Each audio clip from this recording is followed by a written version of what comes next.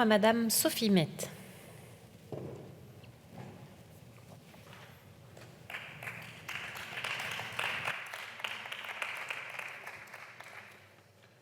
Madame la Présidente. Merci.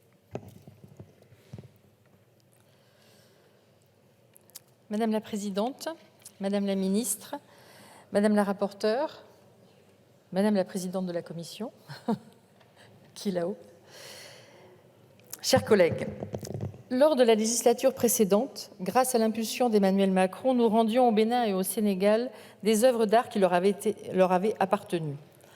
En l'état actuel, la sortie de collections publiques de ce type de biens, sur l'initiative de l'État, doit nécessairement être autorisée par la loi.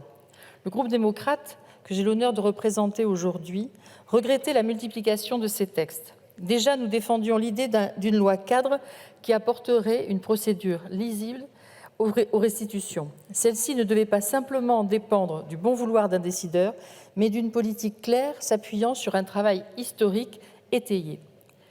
Le besoin d'un dispositif général permettant de faciliter les restitutions a été exprimé à plusieurs reprises. Le Conseil d'État lui-même, dans son avis du 7 octobre 2021, recommandait l'élaboration d'une loi cadre afin d'éviter la multiplication de lois particulières et de permettre d'accélérer les restitutions. Nous y sommes.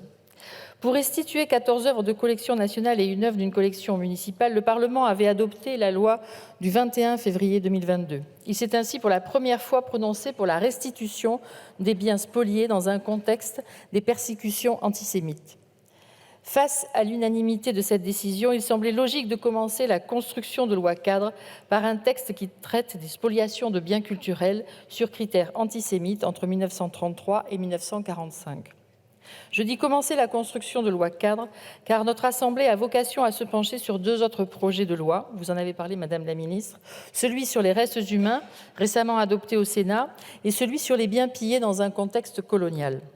Cette division voulue par le gouvernement marque la responsabilité que la France prend dans les différentes époques de son histoire que nous traitons. Comme j'ai pu l'énoncer en commission, l'étude de textes ayant trait à notre histoire représente toujours des moments graves, surtout lorsque nous abordons les années d'occupation de notre pays par l'Allemagne nazie et la cruelle responsabilité d'une partie de la France dans les actes commis, irréparables, comme les qualifiait le président Chirac. Un chemin étroit et juste doit être donc le nôtre.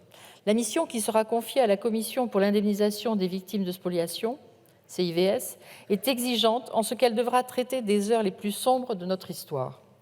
Mais la Commission a déjà démontré sa capacité à mener des recherches minutieuses et la confiance que l'on peut lui porter s'est notamment traduite en 2018 lorsqu'un décret est venu lui donner la possibilité de s'autosaisir en cas de suspicion de spoliation.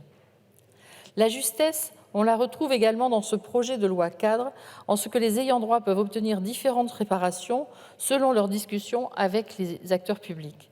Sur ce point aussi, la CIVS, qui possède déjà cette compétence, saura accompagner utilement tous les acteurs. Ainsi, le groupe démocrate salue votre travail, Madame la Ministre et Madame la rapporteure.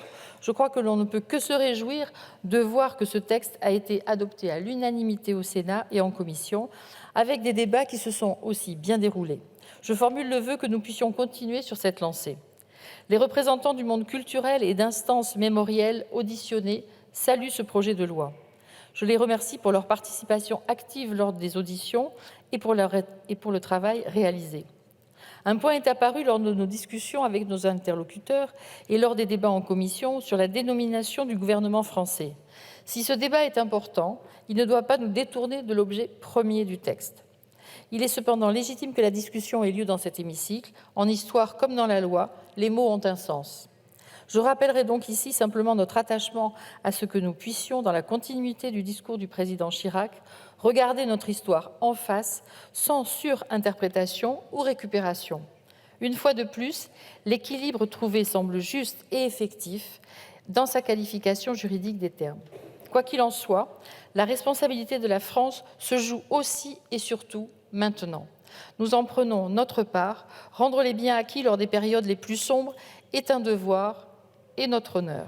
Il s'inscrit dans un important devoir mémoriel qui doit perdurer.